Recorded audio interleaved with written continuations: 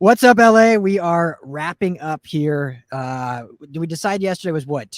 Day 1B? So today's officially day 2. Day 2 from Radio Row, Los Angeles, Super Bowl 56. Our man Will made it down safely from North Carolina. So honored to be here, gentlemen. This is going to be an awesome week and just thrilled to be having fun talking football with some of my favorite people. Love it. Yeah, Will came straight from the airport. Rolly bag and all. Diana Ross bag, yeah. Exactly. High maintenance. High maintenance for a weekend trip.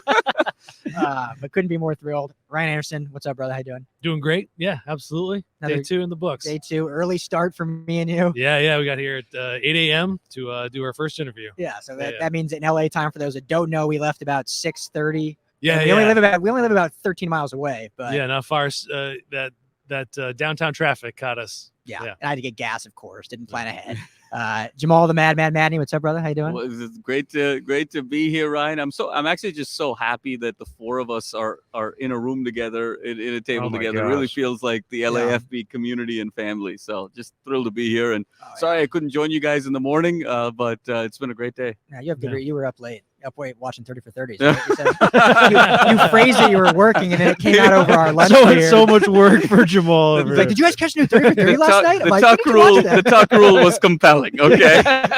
Sue me. Yeah, exactly. Oh yeah, incredible. But we got one more guy coming tomorrow. Who's going to join us? Absolutely. So Dan W. Dan Wilcots. It was 2, then 3, then 4. And the fearsome 5. And then the big one. Eat your heart out, Michigan. The new Fab 5 has arrived. Yes. We got the shorts to back it up too. Yeah. Perfect. Fab 5. I was going to say. Time out. Okay. It's not too soon for that. It's been what, 20 years? 20 years. 25 years? But we probably just crossed off Chris Webber off our list of possible LAFB guests permanently. Carrie Krongard has left the chat. Yeah, our Michigan fan at LAFB. Yeah. Sorry, Carrie. What's great is if Webber just randomly is here tomorrow. That's ironic. Not that I don't know if he's tuned into the LA football show, but we got a great show today. We got Darren Sproles. Solomon Wilcots came through. Wilcots. For those who don't know, Darren Sproles obviously played for the Chargers. For your Chargers fans out there, won a ring with the Eagles. Longtime special teamer. Solomon Wilcots went to University of Colorado. Played for the Bengals. Obviously, he has some stake in this game. He was with his buddy Dr. Banffy, who's a orthopedic surgeon for the Rams and the Dodgers. So we get some nice doctor gig. talk there. And then we had Ryan Lavarnway, a little baseball talk. 2013 world champion for the Red Sox. I mean, if you're going to go pro and play for an organization like that is just something you're going to live with for the rest of your life. Yeah. He's wearing the ring out here. It was super cool. Yeah, we covered baseball today, a little football. We covered.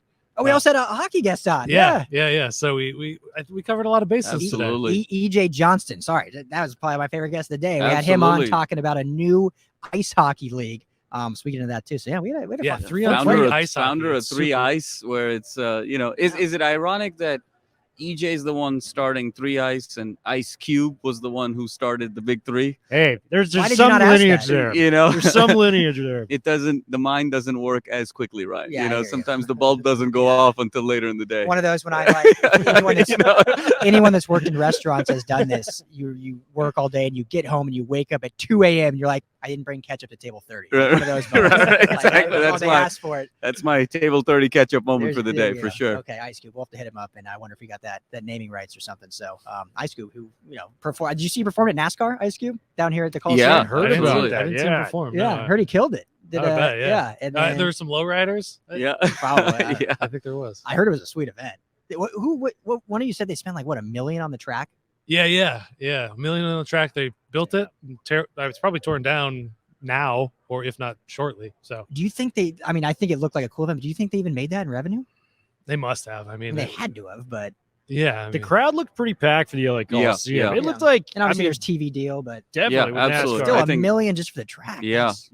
Hey man, LA NASCAR, that's a new partnership. I never thought I'd see, at least in the city of Los Angeles. Usually it's on the outskirts. Exactly. Fontana, Fontucky. Exactly. As we call it. Fontucky. None of you it's incredible that they were able to pull that off in the urban Coliseum, and it was a great look for the Coliseum. We've seen Olympics there, obviously USC games. We've seen Dodger games there, Rams games there. The Coliseum's kind of been the do-it-all stadium for LA and its history, and now add NASCAR to that list. So really impressive stuff. Yeah, I'm sure Supercross. Yeah, that's crazy though. Maybe we'll do the Winter Classic there somehow. Oh, yeah, exactly. They did it at Dodger Stadium, so why not at the Coliseum? Wow. Kings Ducks Winter Classic at Dodger Stadium. I went. I was there. You were at that. Nice. Yeah. We're getting way off topic here, but it's okay. It's our show. The coolest thing about that Winter Classic is it's at Dodger Stadium. And of course, as you can be LA, in the outfield, they set up a beach volleyball court. So you have a hockey rink going on and you have beach volleyball going on in the intermissions. And then so that was in left field and right field. You had a stage for Kiss to perform. What? Oh wait, you get a Kiss concert out of the game too? You got Kiss concert, beach volleyball, and well, Kings everyone Ducks forgets that arena football. The LA team at one point was the LA Kiss. Everyone forgets because you blinked and you exactly. They were the LA Kiss for about 90 days and then probably went insolvent. I will tell you, I didn't forget that because I never knew that. There you go. Well, yeah. Before we just get into the interviews, what did you guys think of? I mean, your first day? What was it was crazy to begin with, man. Just getting in here, you're running into different faces in the industry that you know of, and just to be a part of this, it's shown how far LAFB has come and the group that we have moving forward. So it's been awesome. It's been everything I thought it would be and more. And I just know we're getting started here. So it's a lot more great interviews to come. This guy's going to be doing a bunch of them. This guy's going to be doing a bunch of them. This guy's going to be doing a bunch of them. All of us are going to be doing big things, so stay tuned, man. Yeah, lots of stuff. Any other thoughts of day two here for us? I loved the energy of day two, just the diversity of people we had conversations with. I mean, I think you guys alluded to it between, baseball players who were also kind of social activists who graduated from Yale to individuals that are starting new and innovative hockey leagues, to former players to team doctors. I mean, just the breadth of conversation today was so fascinating. And it's incredible that an event like the Super Bowl brings so many unique people together. And so I think we're really starting to feel like we're getting into the heart and soul of Radio Row. I think it's fitting that we're calling it day two today. And I think we're just going to keep building on that moving forward. So absolutely. So great. Ryan, any closing or opening thoughts? I just love being here, rubbing elbows with some people that I have admired for such a long time. I met Kevin Clark today. I've listened to his podcast every time. I never miss it from The Ringer. Just being close to that makes me feel that the LAFB is doing great things. I'm really happy to be a part of it. Yeah. That's awesome. Glad to have all of you. And Ryan also with the incredible distinction of being LAFB chief innovator today, because Ryan is the individual that found the secret stash of coffee that has kind of kept us going. We won't reveal where it is. We won't reveal the ramifications of him finding it. That's classified information. I nearly got us kicked out. Other things were shut down because of it. But yeah, more of the same. I think it was cool, this morning, Pat McAfee's 100 feet away from us doing his show in the morning. So being able to see that and just, it's just such a fun experience. And still, I think my biggest takeaway, though, is the winter storm warning that has overtook the convention center. It's about 45 degrees in this place. It's freezing. I came prepared, man. I took your advice. I got jackets, 4 different jackets for 4 different days out here. So, man, might as well be the Winter Classic. This is what it is. Absolutely. In the meat lockers. We love our audience because we're live from the meat locker. Coming live. 80 degrees outside, 40 degrees inside. There does seem to be a hockey rink that has formed in the middle. Right.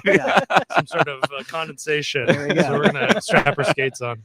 Love it. So, well, gentlemen, with that, let's get into we get all these 4 interviews. We'll get into that. So all you guys, hope you enjoy it. And then we'll be back tomorrow doing the same thing.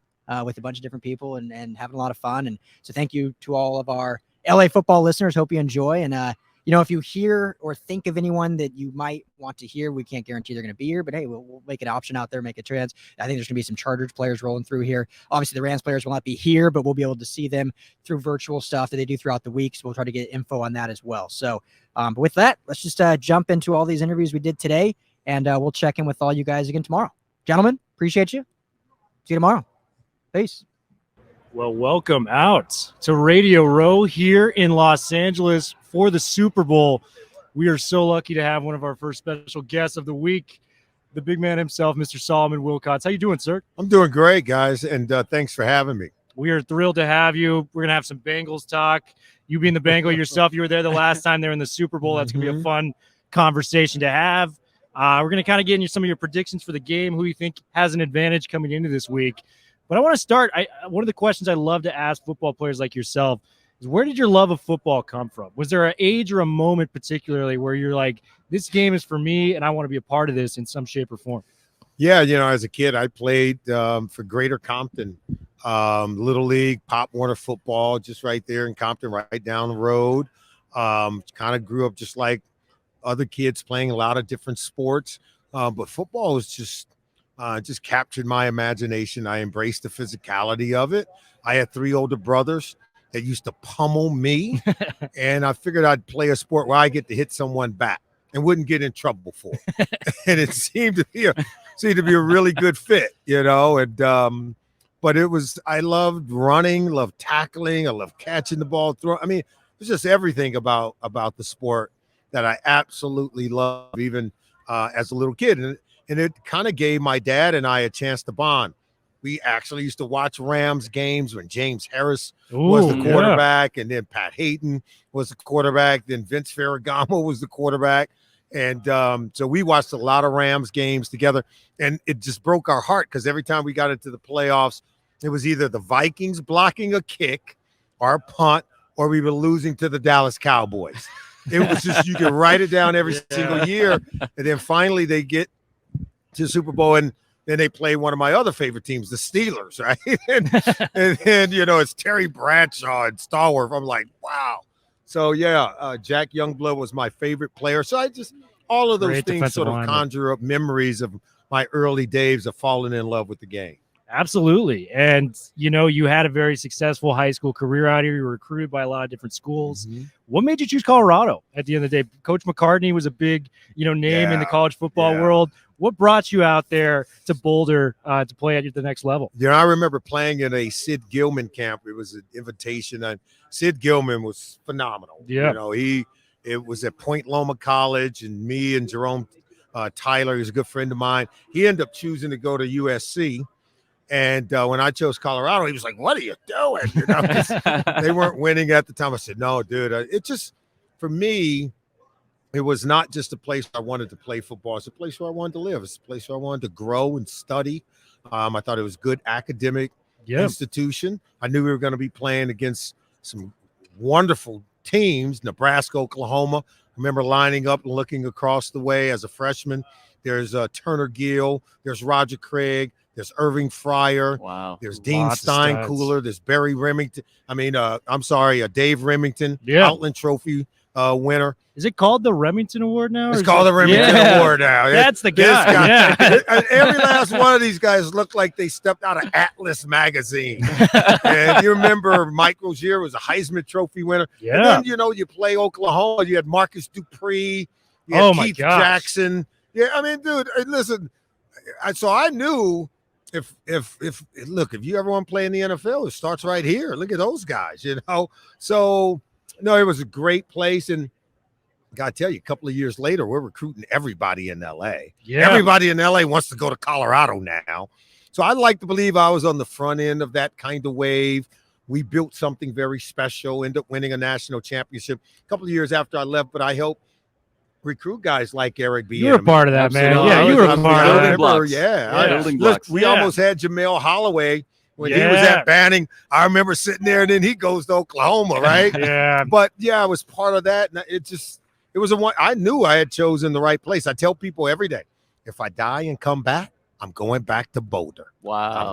I'm signing up again. That's how much fun I had, and that's how much I grew as a young person. We love it, man. And, we were just talking about the 30 for 30s. Coach Mack had one of our favorite ones. Mm-hmm. Colorado really turned into something special for a place that wasn't a part of that. You were a part of that, man. You got to give yourself a pat on the back for that national championship. Thank you. Helping recruit people there. Yeah. I got to say, you told me you were a Rams fan growing up. You played for the Bengals. You're a little divided right now. We're going into the Super Bowl, my man. I do want to get into your Bengals career, though. That's who you started your career with. Mm-hmm. And you were there the last time they played in the Super Bowl.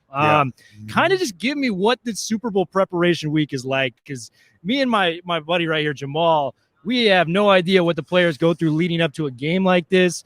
It's not your average game. You can trick yourself. You can try to do what you want, but this is the Super Bowl. This is for all the marbles. Well, it's big because all your family is calling. people who say they're your family and not. You're getting, how about those tickets? You're getting teachers. You're getting like, people who you might have raked their leaves on their yard. And, that guy's. I mean, everyone is like pulling at you and tugging at you, and you've got to be able to manage that, right?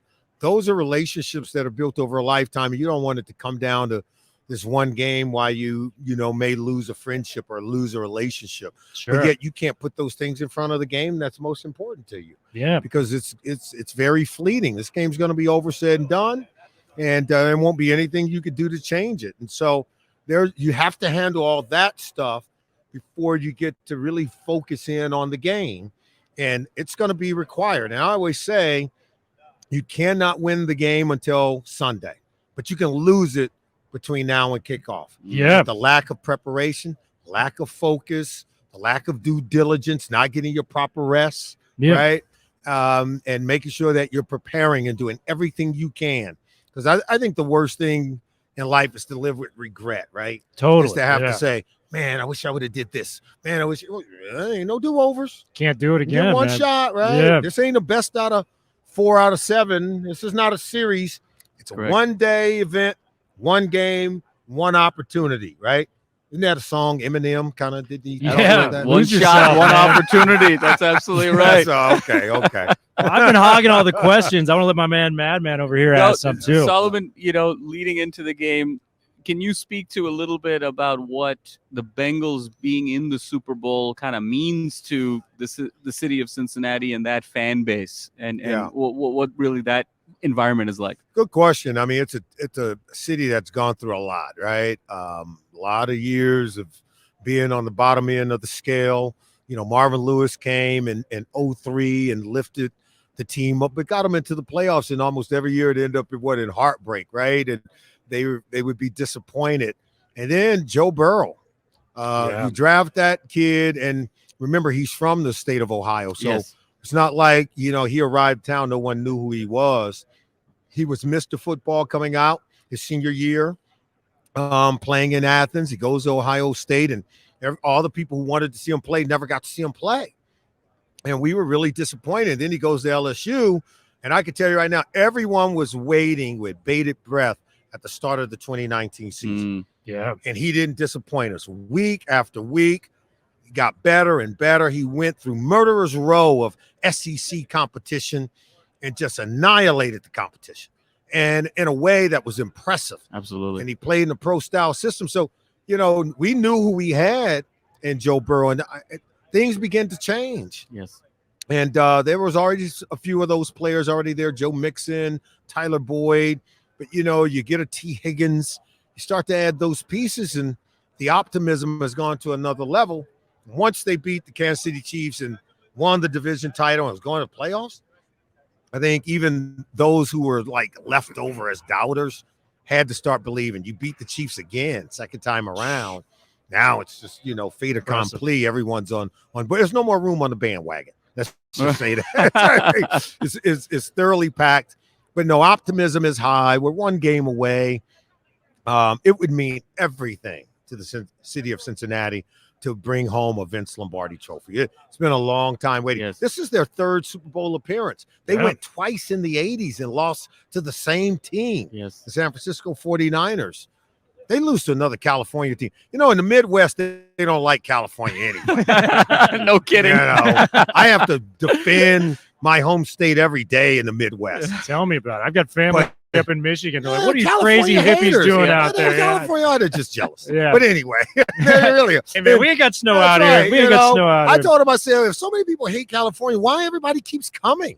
I want to stay out. Don't come, But to lose to another California team, man, that would be. It's gonna hurt. It's gonna hurt. That'd be tough, man. I want to kind of transition into your broadcasting career, man, because I am a play-by-play broadcaster myself. That's my trade.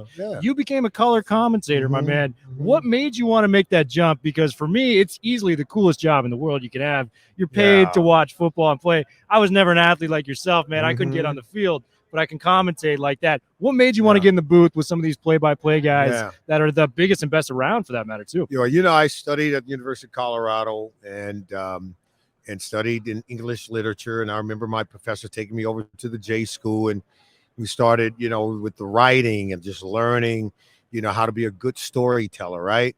And then learning how to inflect and use your voice to be a good storyteller, whether it's for radio, because you're working without pictures. You have to be more descriptive in language, right? And then when you go and do television, people don't realize how difficult it is, because you have to match the pictures that people are seeing. Yeah. Right. You have to be able to talk to what's in that box. I can't just talk about whatever I want to talk about. Right. I can't talk about something they're not seeing. Yeah. So there is an art form there, right? And you have to understand that. I tell people all the time, television, it's kind of like practicing law.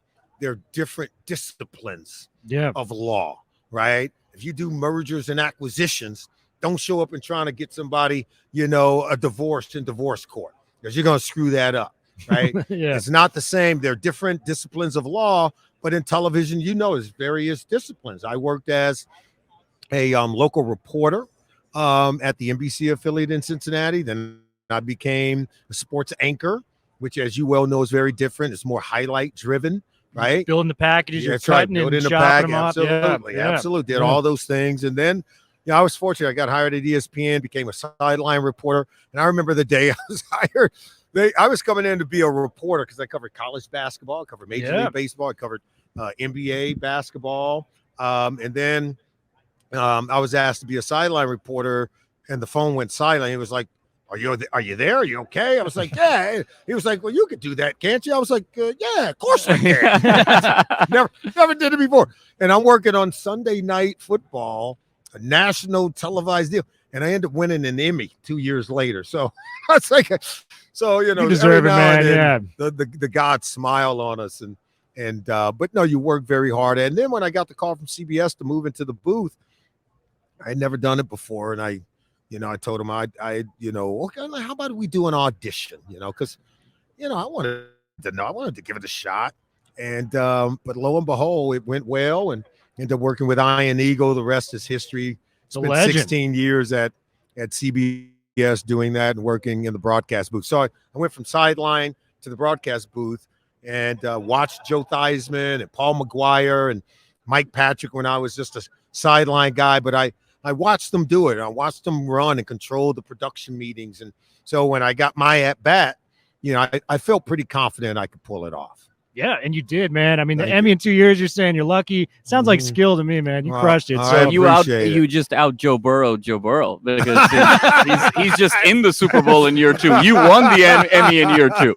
I know. Isn't that something? And here's a guy who could be the first quarterback in NFL history to win a Heisman, a national championship, and a Super Bowl, and he's one game away from doing that in just his second year in the NFL. I think it's incredible. The one thing too is like, it's not like he came to a talented team. This had the number 1 pick 2 years ago, and he's gotten them to a Super Bowl in 2 years. Yeah. I've never in my life heard of a faster turnaround than that. I know what you're saying. Yeah. If you're the first overall pick, that means you're not going to a good team. Ask Matt Stafford. Ask Matt Stafford how long it took. That's right. Yeah. You could get lost in the wilderness for a long time, and under that scenario, it's not like a team that was at the bottom that traded up to get you. This team earned the right to draft Joe Burrow. They were that bad, right? Yeah. And but they've worked to turn it around very quickly. Absolutely. I got 2 questions for you.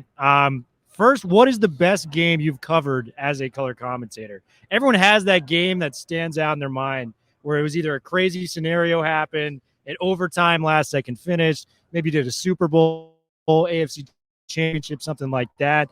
Is there one game that comes to mind? It's the one game that's I could bring up. We don't have enough time, but Tom Brady's first career start. I was fortunate enough to be in the broadcast booth. Wow. And I just remember the kid, he's from California. They're playing at home against the Chargers. That was when they had Junior Seau and Rodney Harrison. And the guy, I just thought he had great poise. Yeah. I said, this kid don't look nervous. This kid's Dylan. And he was so humble when we were in the meeting, the production meeting. And again, in the fourth quarter, it was typical Tom Brady. And I had already known about him at Michigan. That was who he was when he was in Ann Arbor. He would come in late in games for Drew Henson, win the game. Nobody appreciated it, to be honest with you. and he was still the same guy. I thought he threw the ball with great accuracy. More importantly, it was the poise, because they blitzed him all day. This is Junior Seau, Rodney Harrison. Great Everybody will tell you, defenders. those guys did whatever they wanted on defense. They Yeah. blitzed if they felt like it. You know? You're talking an SC fan right Yeah, here. This guy absolutely. knows say, And they were good. And so, but Tom was so poised. He was so good. And I remember Ian Eagle, he said, "What do you think? You know, does Drew Bledsoe get his job back? Not if he keep playing like this." And I'll just never forget it. And then the very next week, I was fortunate because they were getting ready to play the Colts. That's when they were both in the Manning. same division. Yeah. They play him And, twice a year. And Yeah. it was the David Patton game. Everybody remember the Oh. David Patton game, Yeah. right? He breaks, I think he did something not since Walter Payton. I think he rushed for a touchdown. He had a receiving touchdown, and he returned a kick for a touchdown, all in the same game. And they end up beating the Colts. And then for the Peyton Manning, Tom Brady rivalry was born that day. So those are games that I called that I just felt like it was we were at a crossroads, right, at an apex of at the beginning of something special in the National Football League.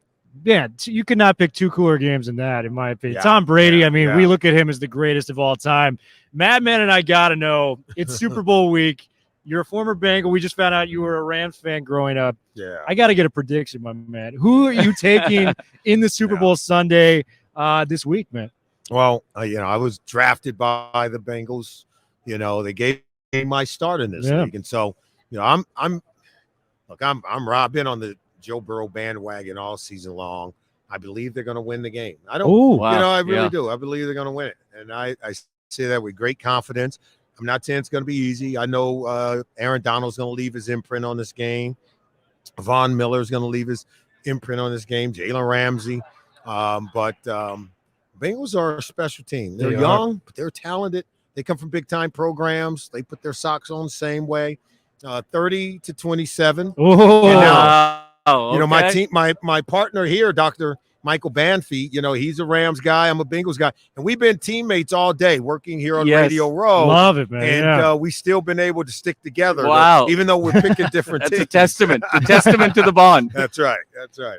Well, Dr. Banffy, shifting gears now after having a great conversation with Solomon, obviously you're orthopedic surgeon for the Rams. What kind of that experience has been like? Maybe some of the behind the scenes gems of, given that the NFL is such a physical sport, a violent sport, an individual such as yourself is really kind of the unsung MVP of the team. And so what's that experience been like for you? Well, I've been with the Rams ever since I came to Los Angeles, and it was the first professional football team that I had ever been part of the medical staff with. But obviously, I had been part of collegiate as well as high school athletics. Then I also was the team physician for the Dodgers, so I had some professional experience as well. But you're completely correct. Football is a different beast. It's almost like you're going to war. I mean, the injuries are not a little bit of elbow soreness; they're true injuries, fractures, and bad ankle sprains and things that could be, career ending. So I think it's extremely exciting. And, I think that I also really lucked out. I had a medical staff come from St. Louis with regard to the athletic training staff. It's probably one of the best in my life. Extremely easy. That's amazing. And I have to say, I'm sort of geeking out on your background as someone who's done graduate work at UCLA and sort of wireless health and telemedicine, and so the folks in the medical profession always I'm in awe of the things that you guys do. And a question for you, Dr. Banffy, is the game has started to shift, right? It's the game is becoming much more pass friendly, much more aerial attacks, and so the style of play has changed. And have you seen a similar correlation from your vantage point from an injuries perspective? And have you seen kind of things shift in your role as a result of the new age NFL? It's a hard question to answer. I think that in my stint of 6 years doing it, that I probably don't have as broad a term to see that as compared to one of my partners, Dr. Clarence Shields, that was the Rams team physician back when they were in Los Angeles before St. Louis. But I will say that we probably are more aggressive with regard to treating injuries. We know that the ramifications that can occur if injuries are ignored. and that stems from concussions all the way down to shoulder injuries. So I think that our threshold with regard to obtaining MRIs are much shorter now.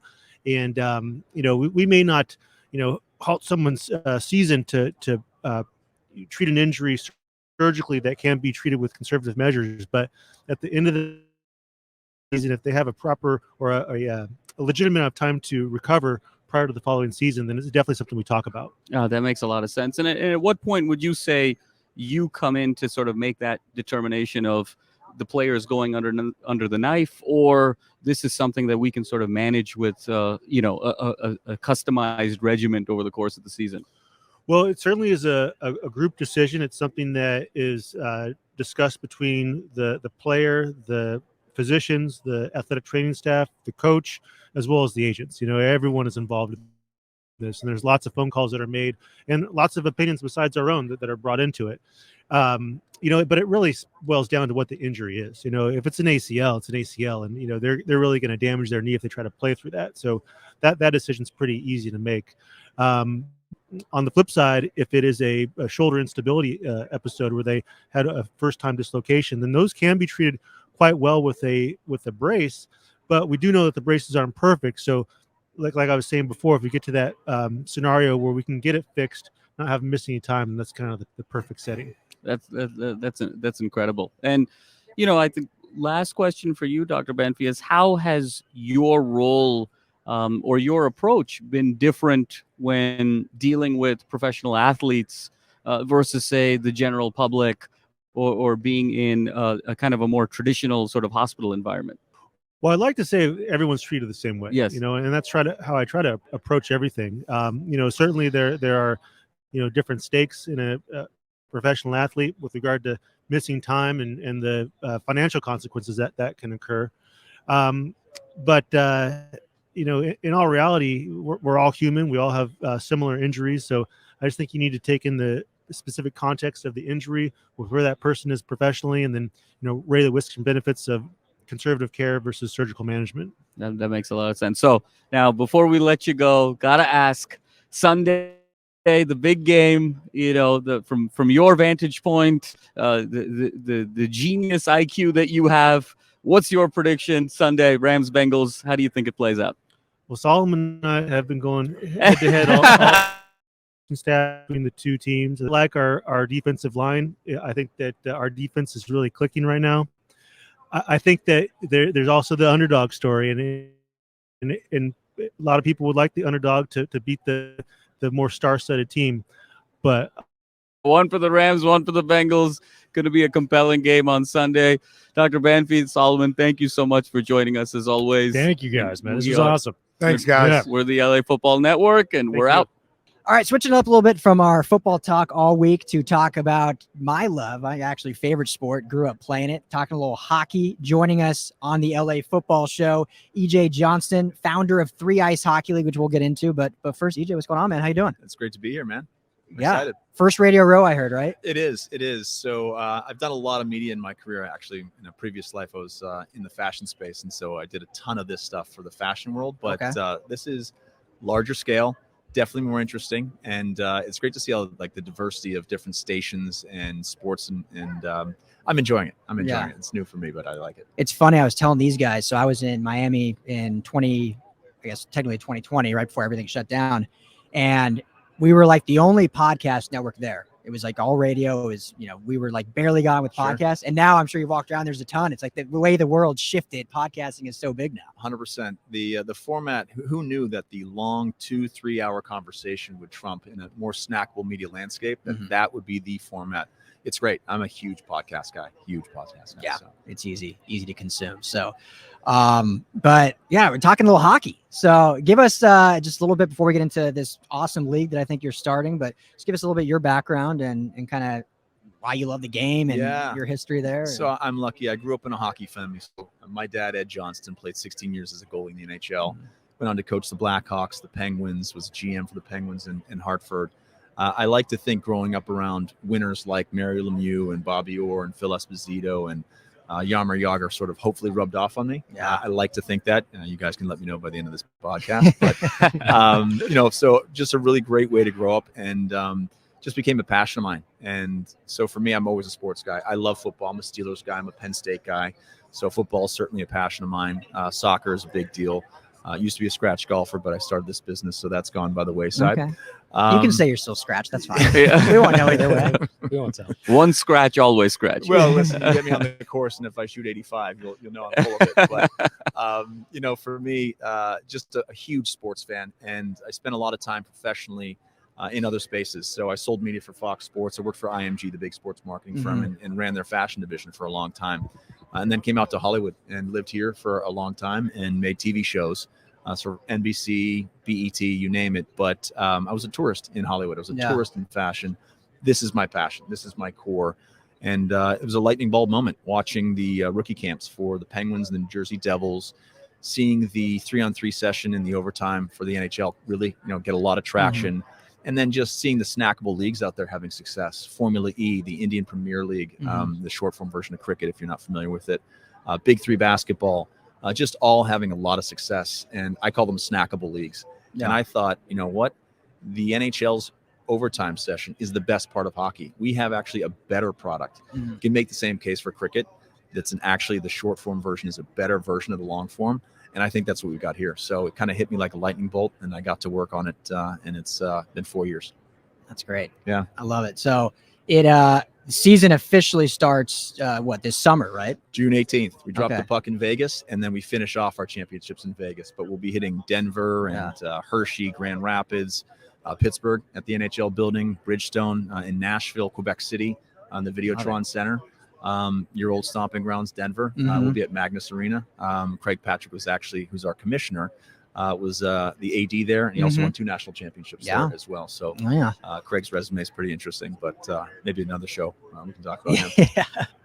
How crazy that Vegas now is like a hockey destination. It's great. So I was just there for the All-Star game, and you talk to bartenders, you talk to cabbies, you talk to everybody of all ages, ethnicities, men, women. It's just absolutely adopted the hockey space, and you've got Marc-Andre Fleury, I think, was a huge catalyst for that. But it's a football town now. And, Vegas was sort of, kind of hands off because of the gambling issue. But now the world's embraced that. And it's just great to see. They'll probably get an NBA team at some point. They'll probably get an MLS team. It's a great town for a whole host of reasons, but it's become a sports town, which is great. Yeah. Fantastic. So I'll get my colleagues involved here in a minute, but being a hockey guy, you mentioned all the greats, that you saw with your dad, the Mario Lemieux, who is, I remember I was in 2nd grade and I did a report on Mario Lemieux. He was my favorite player growing up until the Avalanche moved to Colorado in 95. And got to see the great Joe Sakic, who's now, I think, one of the best GMs in the game, and all those guys. But did you meet Mario Lemieux and Jaromir Jagr? Yeah, so, my dad's very good friends with Mario, and Mario's been very good to my dad. My dad's still on the payroll with the Pittsburgh Penguins, which is great. He's a consultant. I've played golf with Mario a few times. He's been over the house. Just a super nice man, class act. And Jagr, what can you say? He's just like a giant, lovable teddy bear with 235 pounds of muscle on his frame that could just bury the puck. I love him. I'd walk around the locker room and the jokes that he would crack. I can't repeat some of them here, but just we're a podcast. You can just we're on the radio. Voice. They do something in Pittsburgh with him where he'd announce the weather, and it was a radio station. He'd just come on like this and say 32 degrees today, cloudy, and that would be it. And he was just absolutely incredible. So yes, I met those guys. They were great. Being in that environment, it was a special treat growing up that way. That's awesome. So for guys that don't love hockey, sell it to these two, and I'll let you guys counter that. Let me just give you one caveat here. I grew up in Minnesota. Hey, yeah. I'm a North Stars fan. I'm still a North Stars fan, but they abandoned me 30 years ago, and I haven't had a team since. At the Wild now, baby. I'm looking for somebody to root for. So my buddies from Duluth feel the same way. So they have adopted the Rangers and other teams. Yeah, it's heartbreaking, but that's great hockey territory. Obviously, I've been to the high school hockey championships. Pretty great stuff. They pack the arena there. Yeah. What a great hockey market. It's a nice place to grow up as well. My friends, absolutely. Good guys. Minnesota nice is a real thing. I'll tell that to everybody out there. It's definitely a real thing. Yeah. That's still crazy to me. Like, we cover the Chargers, who just obviously moved here from San Diego, and this, we're not doing anything to bash San Diego, but I wouldn't say San Diego is a football town like Minnesota is a hockey town. And the fact that the North Stars left is still just insane to me. Yeah, shocking, quite honestly. And look, it was a business decision at the time, and it really left the fans heartbroken. So look, some of my buddies are 40 years old and still talk about it with pain in their heart. So it's a real thing. Those old jerseys still bring back a lot of good feelings. Neil Broughton, Casey. I went to the Stanley Cup Finals in Pittsburgh against Minnesota, and it was great.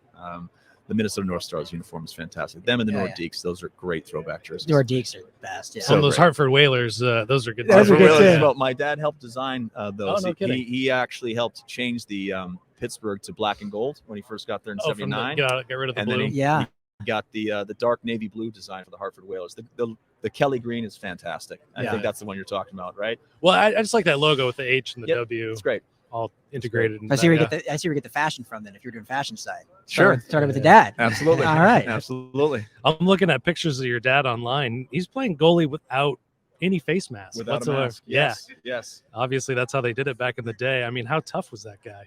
His pain threshold is off the charts, quite honestly. You got the Rocky Richard firing shots at you with no mask on. And he almost got killed. He was in warm-ups in Detroit, and Bobby Orr actually plunked him in the head, and they had to actually life flight him back to Mass General. They were going to give him a quasi lobotomy, but thankfully he pulled through it. He was on his deathbed for about 4 weeks. Oh wow! But yeah, just a tough guy, different era. Back then there was no butterfly goal. You get killed if you did that. But Uncle Bobby almost called his number in warm-ups, which is kind of crazy. That's when it always happens. Yeah, but it is part of the game. And I think Jacques Plante came to visit him in the hospital and was like, I've got to put this mask on full time. I can't be this. So, but thankfully, before I was born, that he pulled through, and I'm here. Yeah, no kidding. Yeah. That's amazing. What great stories. What do you think, in terms of your expertise, where kind of hockey can go to truly be sort of universally, accepted, adored in the U.S. and be kind of truly one of the big three, big four sports in that regard? Would love to get your take. That's a great question. So I think we'll be helpful in that front because we're simplifying the game. It's two halves. It's running clock. And, universally, unlike baseball, where you have to know the rules, unlike NFL football, which is obviously a made-for-TV event, it's magic for that, the simplicity of object in net will translate very well. And if you can make it more accessible without having to know all the rules and just enjoy kind of what we think is the best part of the game, hair on fire, track meet, hockey, 2-on-1 kind of stuff, that kind of excitement will pull in the casual fan. I think the betting part of this thing that is changing all sports will help pull in the casual fan. For us, we want to preach to the choir. We want to get to the hockey fan. We want to get to the sports fan. We want to get to the bettor. But we also think the guy that's into fantasy, the guy that's into gaming or gal, we think it's going to be a very big help that the landscape changes. And then we also think our price point, will be family friendly. So, mom and dad can bring a family of four, for about $125 to come see our game. I'm a Pittsburgh guy. The tickets that I have, they're $100 and change. You go to Toronto, they're $300 and change. You go to New York, they're $400 and change in the lower bowl. So the accessibility and the price point, the simplicity of the game, the excitement of the game. And look, I'm not a Cowboy fan per se, but BR would come to New York City when I lived there, and I'd go with 4 or 5 buddies. We'd have some beers. It's electric, kind of, it's the best part of rodeo. We think we're the best part of hockey. They just were like, just bull riding. Have a few beers, play some, betting games between you and your buddies. Yeah. And it's great. So we think we'll bring in the casual fan that way and the families that way. And then, of course, betting, I think, will be very, very interesting for us. That's great. On that betting front, are you planning on doing live betting in stadium, that kind of thing, interactive? So for us, the short answer is yes. We have to have some historicals first, right? We're kind of a new game, play with the same rules, right? So we are hockey, but the statistics will be slightly different. We think our games will be somewhere between 4 and 5 goals per team, so 8 or 9 goals per. We have to figure out the over-unders, but there'll be some fun stuff that in-game betting, like we won't go to a 4-on-3 power play situation. If there's a penalty, we'll have straight to penalty shot. So that's a great opportunity for in-game betting while that guy's dusting himself off and the ref's like, all right, get to center ice. That will pop up real time. So getting that going, we think will be a very, very interesting component to our game. One big thing that people associate with hockey is the fighting and the physicality. Yes. Are you guys allowing that kind of thing to happen or encouraging? We're a no check, no fight league. Okay. So look, if you fight, you're kicked out that day. If you fight again, you're kicked out of the league. And then the hitting aspect, we like to say like NASCAR, rubbing is racing. So you can sort of do shoulder to shoulder kind of Like roller stuff, hockey. but you can't just line a guy up. So Yeah. you know how it works. You go into the corner. There's a little bit of, keep your elbows down, but you can sort of lean into the guy. But no, you won't necessarily be lining guys up and blowing them out. So in 3-on-3, you don't really miss it. It's much more of a track meet. More the finesse. It's like Yeah. European style almost. And, Exactly. and you mentioned the rules a little bit, but and that is for the most part, it's still going to have blue line, 2-line passes, icing. Most of the rules will be all. Yeah. So from a familiarity standpoint, basically, if you watch the NHL's overtime session now, cool. Basically that, but we're 2 8-minute halves, running clock. The goalie gets scored on, the ref pulls it out of the net, sticks it in his glove, and you reboot. We're not going back to center ice for a face-off. If we have a tie, we do 1-round shootouts. We only stop the clock for penalties and injuries. And that's it. The rest of it is just really intuitive. So yeah, we're excited about the format that we've developed. We think we've improved upon an already excellent format. So I kind of glossed over the first time you said it, but 2-minute halves. So I mean, only a 16-minute, 2 8-minute halves. 2 8-minute halves. Yes. So it's only 16-minute games. 16-minute games, So- running clock. So would you have then basically all teams play in one evening? That's Essentially, exactly right. Okay. So our whole evening will take place over the course of 3 hours. So like Okay. rugby sevens, Wonderful. we keep Okay. Yeah. game after game after game. So the opening round this season will be 3 games.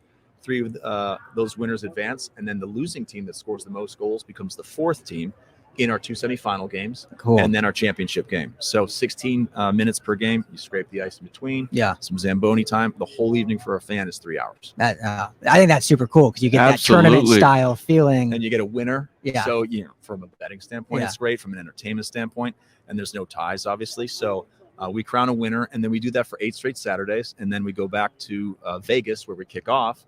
And the top 4 teams will be competing for a quasi winner take all $1 million purse. So $1 million over the regular season, $1 million in the championship. These guys at the top level, the guys that win this league, will make about $150,000 to $170,000 for 9 Saturdays worth of work.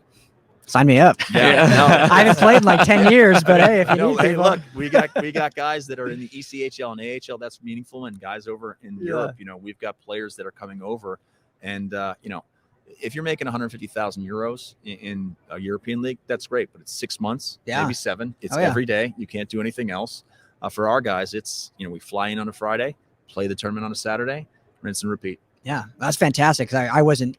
Don't get me wrong, I was not very good, but I did get some juniors look coming out of high school. Sure. But it was like lowest level. It was like $18K a year for 9-month commitment. Have to move to Canada. I'm like, yeah, I'm probably gonna go to college and do that. So this route sounds very nice. I Smart like it. move. Yeah. Smart But move. I'm just blown away by kind of the vision and the innovativeness that you're displaying, because I think by loosening the game up, there's always that kind of famous statement that, I went to a fight and a hockey game broke out. Sure. And by loosening the game up, and you're sort of really illustrating the skill and the speed in much the same way that actually David Stern had to do with the NBA in the early 2000s, when the NBA was having scores in, the 70s. And, he needed to sort of invoke more kind of European style, kind of remove the contact. And now we're in the world that we are today, where average NBA game is 110, 115 points, and everybody loves it. And so by really illustrating kind of the skill and the speed, I think it could unlock something very magical in the fan experience. And so kudos to you for the vision. Well, thank you. Those are kind words. I appreciate that. And I think from a player's perspective, this is literally the most creative canvas you can have. In the NHL's overtime session, it's a golden goal, sudden death scenario. If you mess up, if you go for the extra fancy dangle, put it between your own legs, or try and do, the alley-oop that we saw from the Anaheim guys, Zegras and whomever else buried that unbelievable goal, it ends up in the back of your net, game over. This is, you've got a chance to make it up. There'll be 4 or 5 goals per team. So try the extra move, try the dipsy doodle, try and do something super creative here, and just fully express yourself.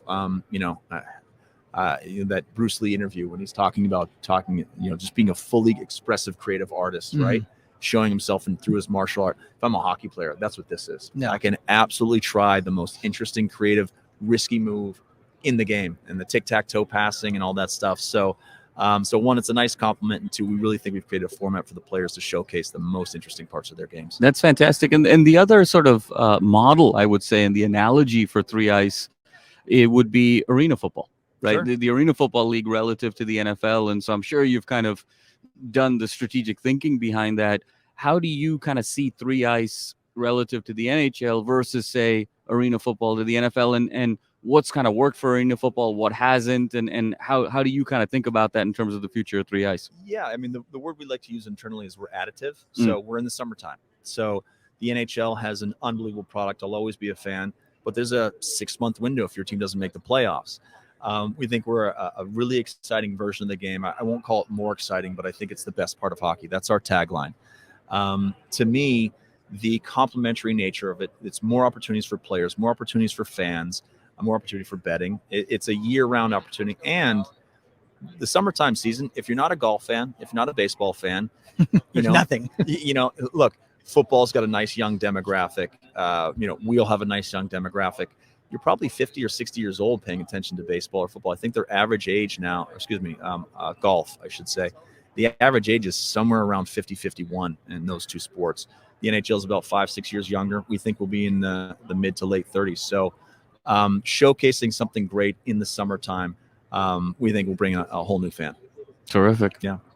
Yeah, I think it's going to be a lot of fun. So I think if you make this happen, we're going to nominate you to fix the NFL Pro Bowl. See Yeah, if you can crack that nut.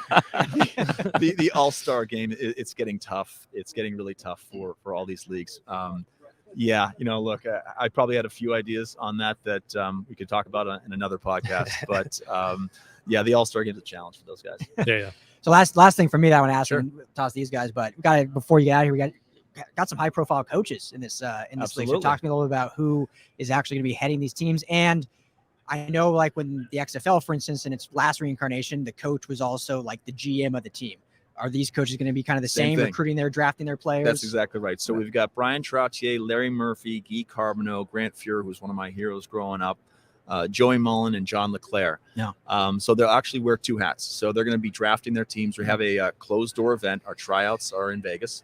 That'll be part rehearsal, part tryout, and then the draft. We're going to shoot that as a 1-hour special, and that'll be on CBS Sports and TSN. I think ESPN is going to take it internationally as well. Nice. But they wear 2 hats for us, and they're going to be, everyone's going to be on the ice except for Trotz. He wants to sit upstairs and take a look at it that way.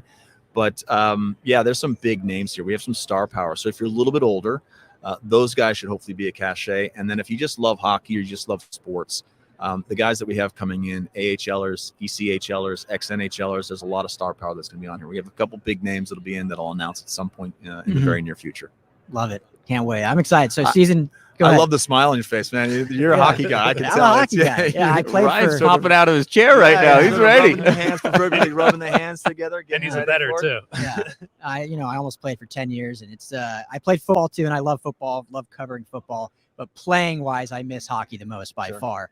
Just such a special game, and just the beauty of it, the artistic of it, the finesse, the power, everything about it. Yeah, I love. Speed. So yeah, speed. Which obviously I needed, being a 5'6", 5'7" guy, so that was my repertoire. We're the water bug player, right? We're the Yeah. Connor Sheary kind of body type. If you don't know who that is, that's 5'8", 5'9", Yeah, 175. Martin St. Louis. That's it. The guys with nifty mittens, tic-tac-toe passing, and just jets. Guys that can actually wheel. That's what we're looking for. Yeah, which I think people will really love to watch. That's it. That high-scoring product. So That's it. June 18th in Vegas is when it kicks off. You said ESPN, right? It's picking it up. ESPN distributing it. internationally, they'll be in 185 countries outside of North America. CBS and CBS Sports here in the States, and TSN and RDS in Canada. There we go. Good stuff. So, EJ Johnston, thanks for the time. Thanks, Really boys. looking forward to it. I'll see you at tryouts. Maybe I'll show up and see if 100%. the old 1980 Craig Johnson gives me a shot. And You know? EJ, 100%. before we let you go, gotta ask Sunday, Oh, yeah, we of gotta course. say football something, right? What do you think? Rams, Bengals. Yeah, Who do you got? All things equal, the home field advantage. I mean, this is the second time the home team's played in the home market. I think the Rams pull it out. Look, you got a great quarterback in Cincinnati.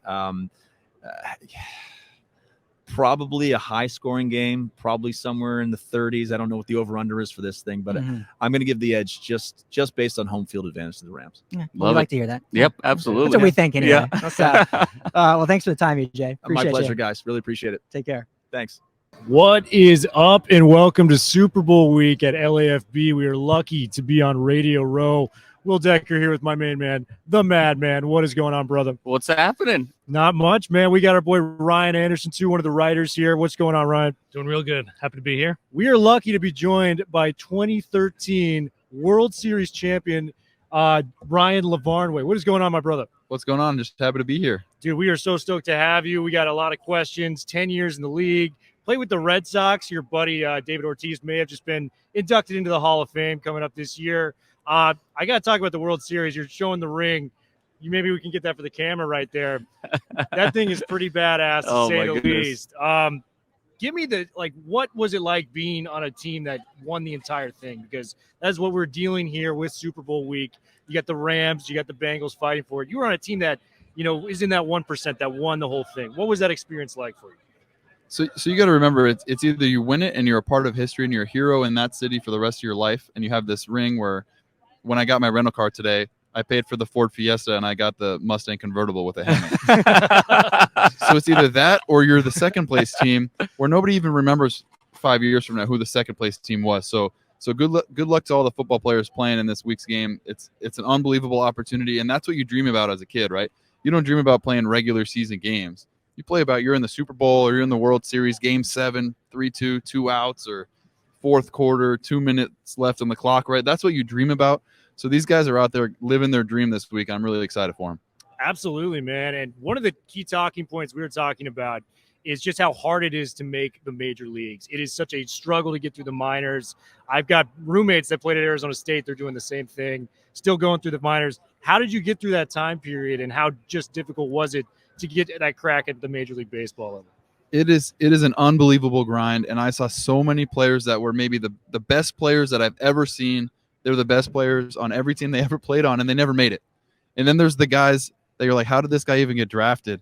And they turn out to be superstars. You never know what's going to happen. So when you're in the minor leagues, you got to play day to day. You got 13-hour bus rides at midnight where you're stopping at McDonald's at 2 a.m. You're trying to be one of the best athletes in the world, and this is how we're treating our bodies. But that's just the system that's in place, and that's what you got to find a way to succeed. And when I was in the minor leagues, I had a coach that told me, if you want to play every day, you need to get better, because right now you're not good enough. And that was one of the best conversations I ever had. As much as I hated hearing it, I needed it. Yeah, I wasn't good enough. And if he hadn't told me that and I had kept going the direction I was going as a defender, I could always bang. I could always hit. I got drafted out of college. I was top 10 catcher of the year. I led the country in batting average, slugging percentage as a sophomore, yada, yada. But I needed to become a complete player. And I'm very grateful for coaches like that and other coaches I had along the way that had hard conversations with me that helped me get better. Absolutely. And I don't want to hog the mic too much. We got two other hosts right here. These guys got some questions as well. I'm going to give it off to my guy, Ryan. Yeah, well, I was just kind of wanted to piggyback off the question about those hard conversations you were having. Did you notice anything between different players and how they would react to those conversations and their success rate or their ability to kind of get to that next level or improve from where they are currently? The reason I'm asking that is Sean McVay is all about that, getting the guys up to the next levels, getting them to compete at a little higher level. Yeah, it comes down to you need to be able to accept constructive criticism. Mm-hmm. And I think Sean McVay is such a great coach and he's such a great communicator because the first thing he does is he builds trust. And his players know that he's coming from a place where he wants them to be the best they can be, and he has no selfish intentions. And I think when I've had great coaches and great leaders, that's the first thing they do is they establish trust, and they establish that my well-being, my future is more important than their image on TV. Yeah.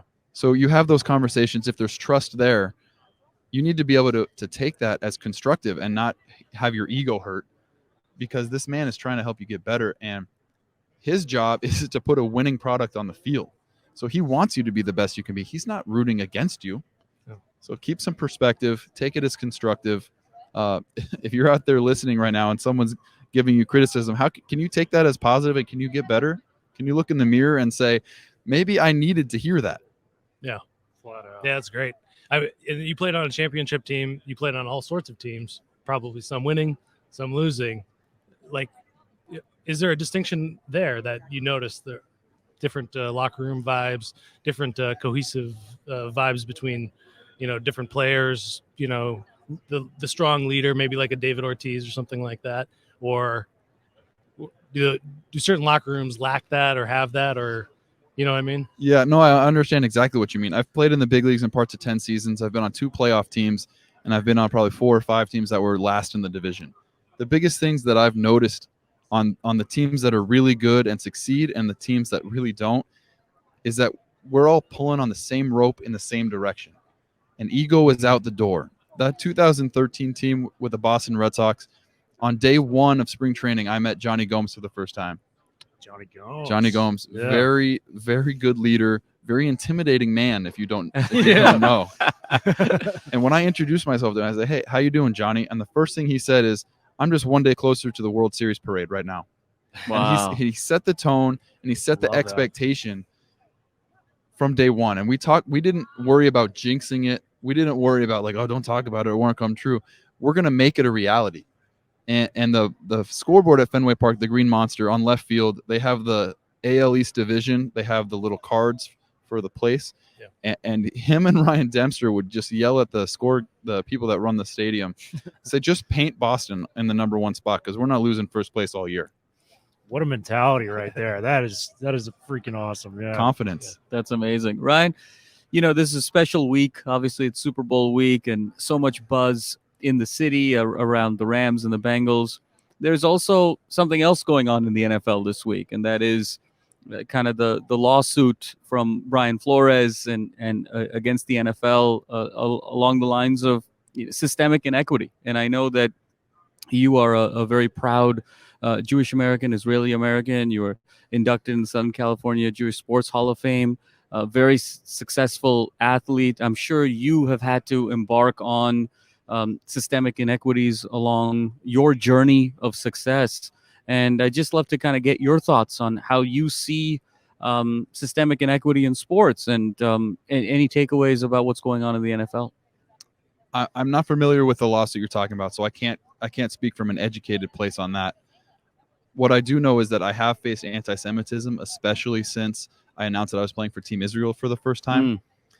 Early in my career with the Boston Red Sox, the media training would always say, if there is a topic that is potentially a landmine, don't step on it, just don't say it.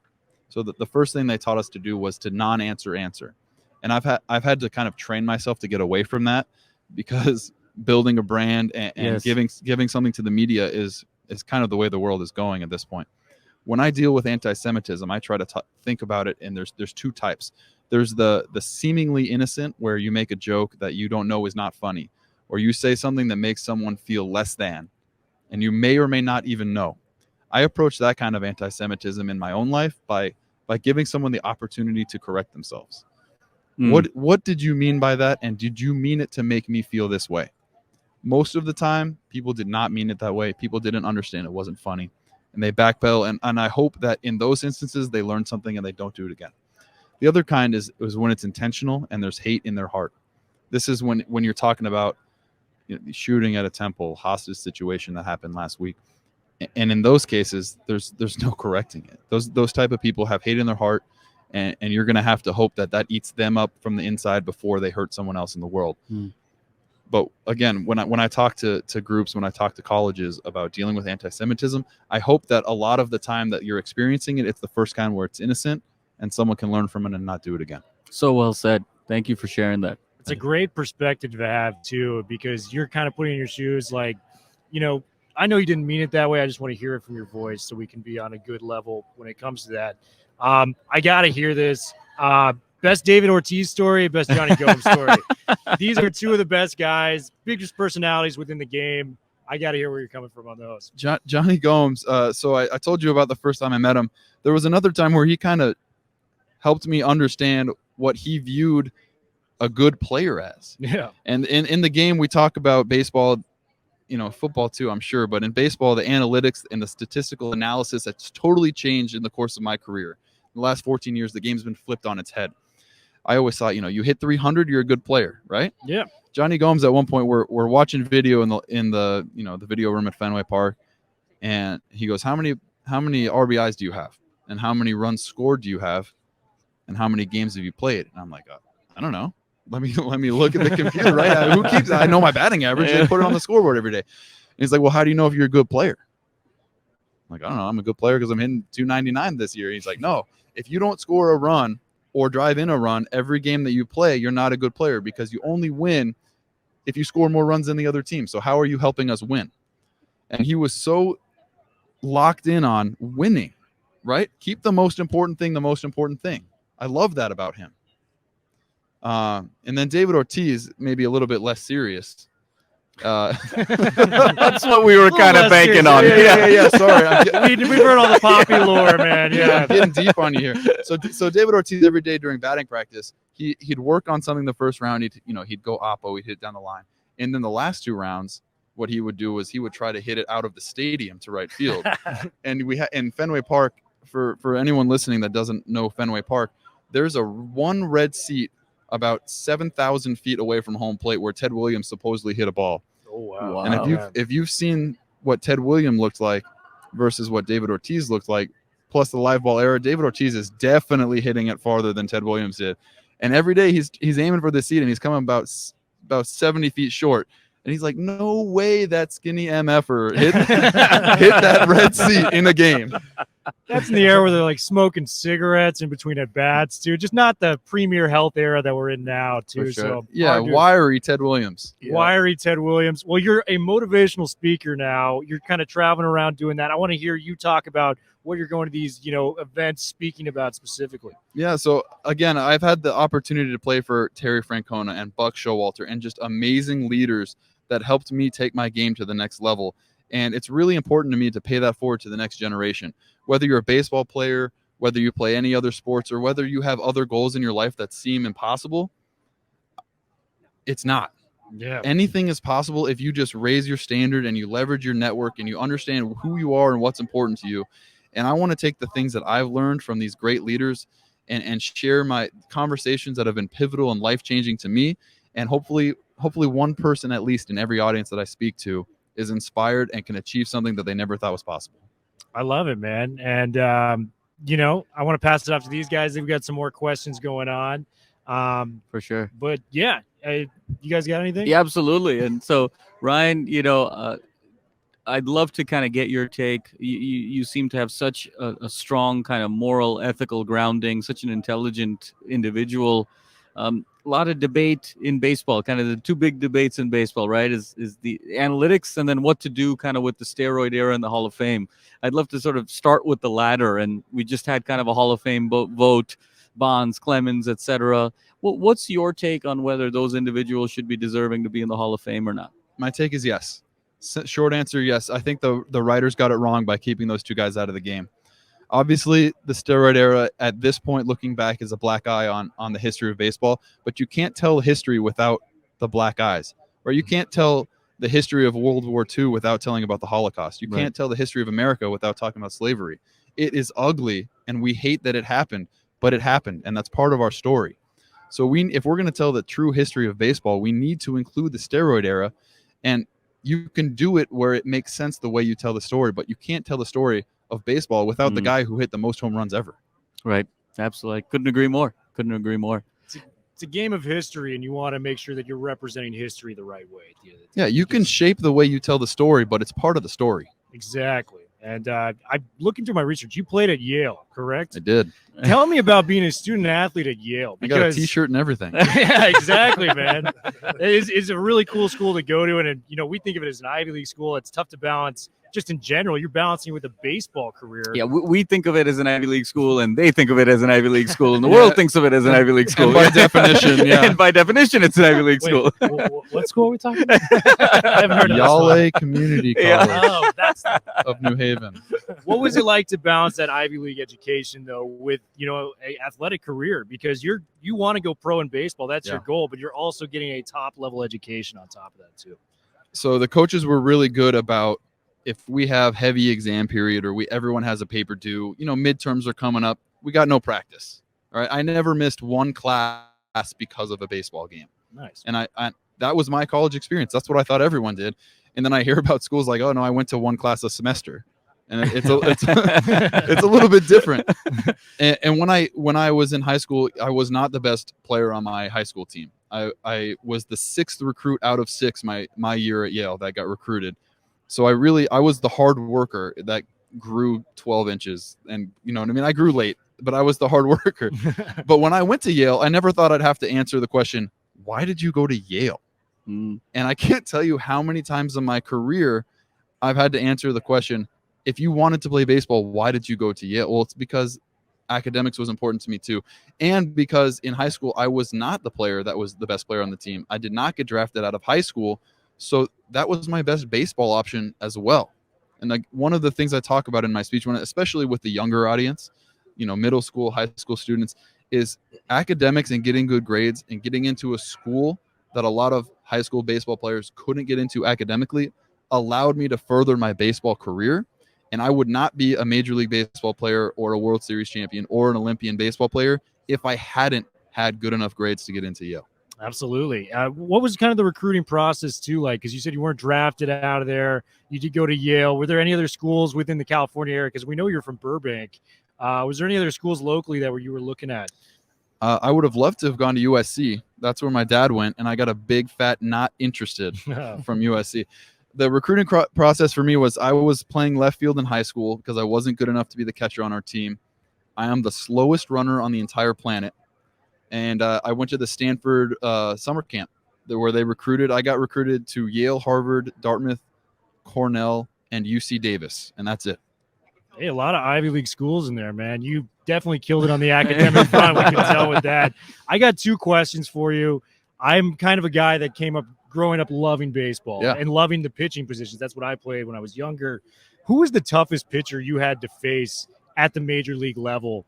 Because, I've stood in those batting cages where it's coming. It's like it's 90 plus, and I can't even see the ball, let alone you got movement with some of these guys, the Riveras of the world, the Max Scherzers, you name it, right? Who was the toughest pitcher that you had to face when you were in the bigs? For me, it's 2 guys, and they have the same pitch profiles. It was Hiroki Kuroda when he was with the Yankees and Justin Masterson. I remember Masterson, yeah. Yes, and at one point I feel like every time it was my turn to catch, it was Justin Masterson's turn to pitch. And there was one year, I think it must have been I've played for so many teams, I can remember what year it was based on what team I was on. 2017, I think I faced him like 6 starts in the year. And by the 6th start, my hitting coach was like, should we just bench you today? Because I could tell you're domed up already. So the thing that they threw pretty hard, they threw in the low 90s, but it was a hard sink or a hard cut or slide. So I'm probably giving the scouting report on how to get me out for next season when I'm playing. But they would throw it, and I'm either breaking my bat because it comes in towards me, or I'm swinging and missing at a pitch that's 5 feet outside. Absolutely, man. So hard. Masterson and Kuroda are 2 names that I really remember as a baseball fan. But you were a catcher, man. I want to hear, what is the science to catching a pitcher? Because you're almost like a coach there on the field. Yeah. You're giving them play calls essentially with, I want to throw a fastball, you wave them off, and you're consoling them. That's basically what you're doing. You're going up to the mound going, hey, we need to get these next 2 outs. You got this, buddy, type of thing. What is that process like? Because you're kind of an everyman as a catcher. Yeah, so I'm gonna just change your tense to current when I am catching, because I'm a free agent, but when this lockout ends, I'm getting a contract somewhere. I don't know where yet. I love it. As a catcher, I feel like I play a couple different roles where I'm trying to help them be their best. I'm a coach, and I can also be a sports psychologist out there. And it starts with trust. Same with coaches, right? If I don't earn their trust and I go out there and I try to kick them in the ass, or I try to push them, or I try to console them, it needs to start from trust. Because at the end of the day, if they throw the ball and it gets hit over the fence, they got to live with it. It's their life, it's their career. Or if they get strikeouts, they get the glory too. As the catcher, I'm helping them in any way that I can, but it really ends on them. So my job is to understand their pitch profile. What they're doing today? How is it working? Because on one day, their fastball might be their best pitch. On the next day, their slider might be their best pitch. They might not know where their changeup is going today. So I got to play the game with my eyes, and I also have to understand, how does this hitter's swing plane play against his pitch profile? Absolutely, yeah. And was there a particular pitcher you had with the Red Sox that you guys just had a bond? It was easier to catch this guy because you guys had a friendship off the field that made it easier to communicate when you guys were on the mound and you were behind home plate. So with the Red Sox, I was the young guy, so I didn't have like the super good bond that I have with a lot of guys now that I'm one of the older guys.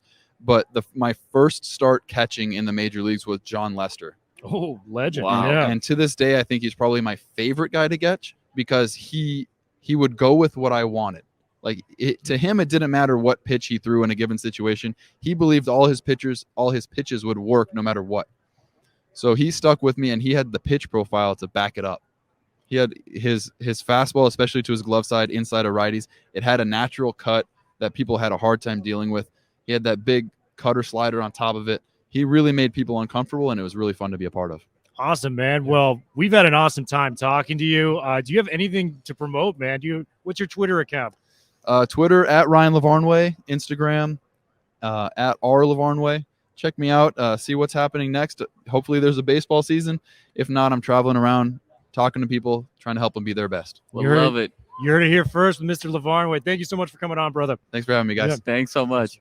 All right, LA fans, Charger fans out there, super excited of who is joining us right now here on the LA Football Network, live on Radio Row to talk a little bit about this game.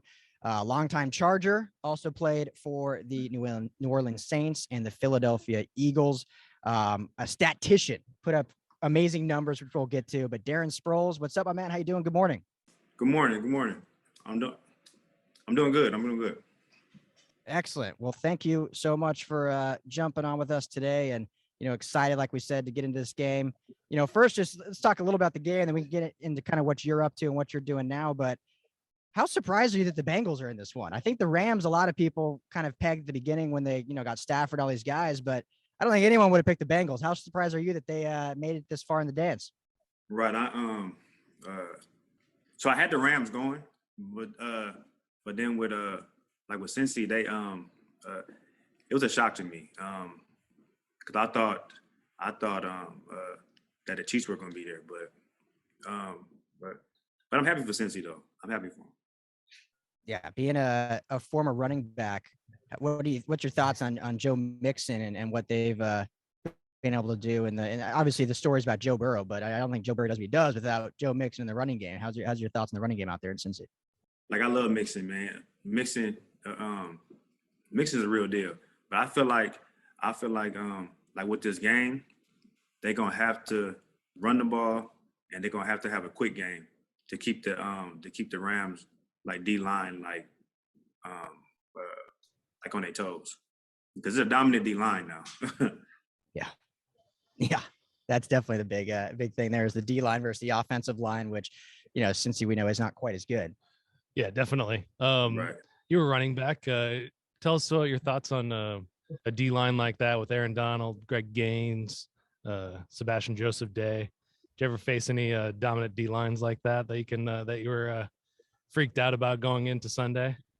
Not, but like when I was coming up, like it was, you had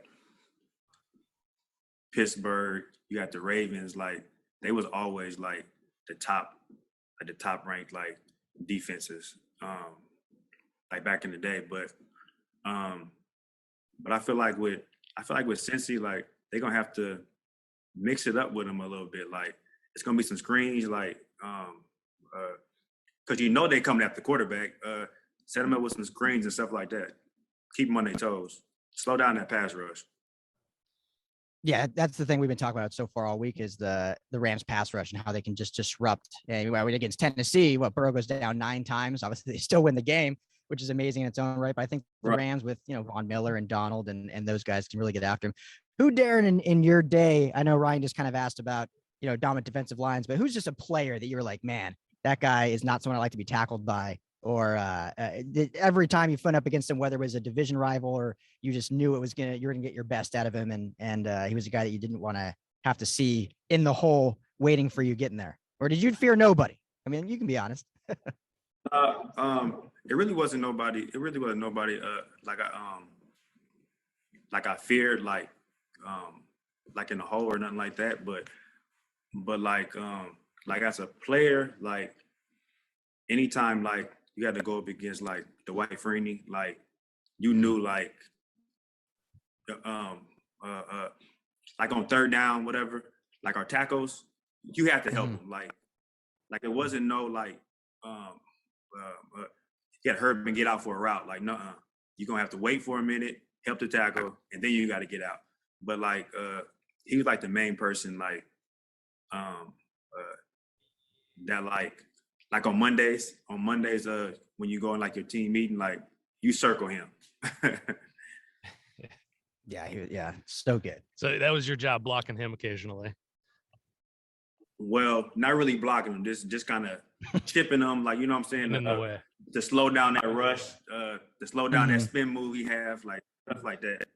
Yeah. Yeah. So yeah, this is an LA pot. Just be a pet. There you go. That's all you can do sometimes. I when I played football, and I'm 5'7", I weighed 140 when I played. So I was never stopping anyone. I was just trying to get in the way and slow them down. You were obviously much better than I was, and made it very high in the level, which we'll get to here in a little bit about all the amazing stats you have, and the most all-purpose yards in a season. But I got to ask first, this is an LA show. We cover the Chargers here. What was it like playing with Philip Rivers? I mean, we all the stories of that guy and the great career he have. But just out of curiosity, what was it like lining up next to that guy and being in the huddle and being on the practice field in the locker room with him? I love Philip, man. Philip, he kept it fun for everybody. You know what I'm saying? Like, he's always cracking jokes. But I always knew whatever. Like when they get like in, he get a pass rush or something, whatever. It was an unblocked guy, whatever. Like he was gonna dump the ball to me. Yeah, that's where you made your lunch right there. And so you go into your season where you have the most all-purpose yards. Is that I mean, this is probably a dumb question, but A, how proud are you of that? And B, do you think anyone will ever be able to break that? Because you were dominant in all facets of the game, like in offense, on special teams. And nowadays I feel like we don't see players as often do that.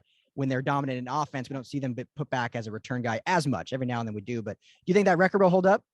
I hope so. But the thing is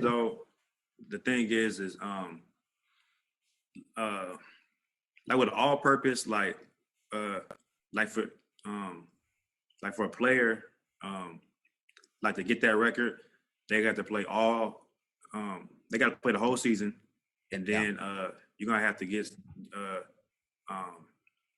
you're gonna have to run back some kickoffs, run back some punts, and then you're gonna have to do some like on the offensive side too. So like with the kickoff rules being the way it is, it's gonna be hard.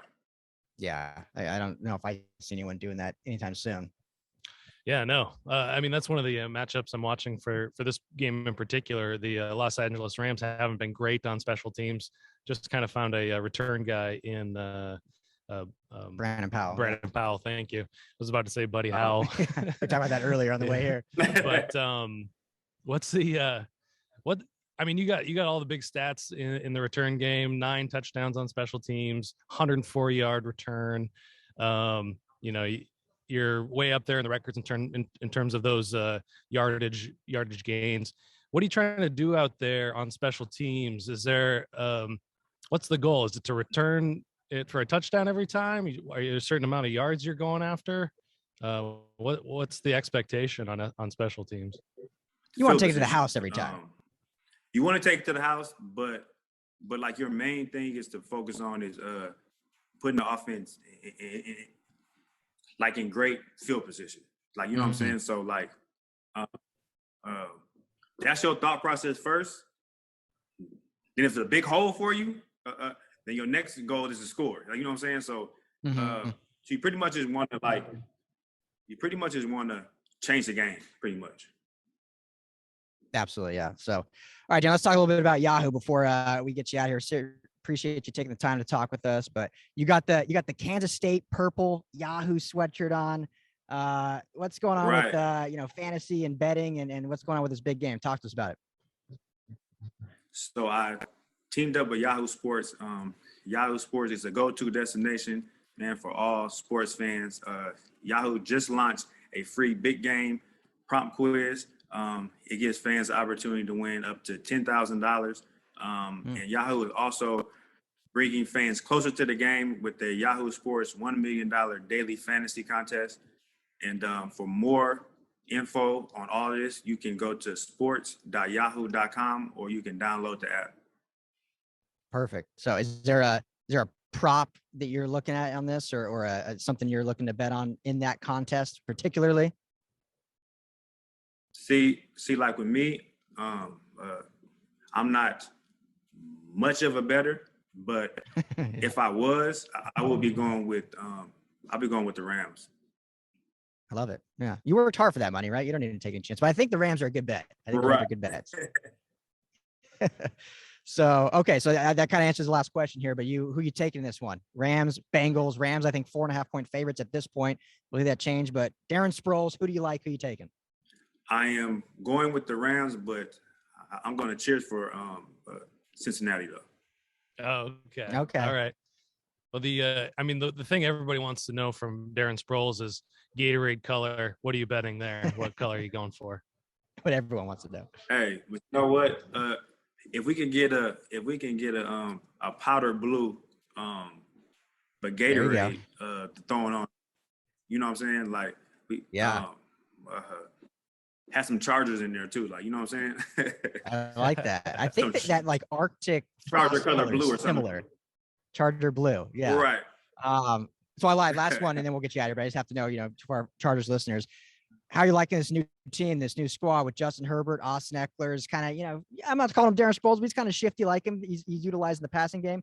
What's your, excitement level around this Chargers team going forward? Man, like at the quarterback position, they have a star right there right now. Yeah. They have all the tools. But my main thing is like we probably need to go after like maybe like a dominant like middle linebacker. I feel like to help the defense out like a little bit more. But the main thing is like with the Chargers going into next year, like them close games they were losing last year. We got to win them. Them are like the season like you need them. Yeah.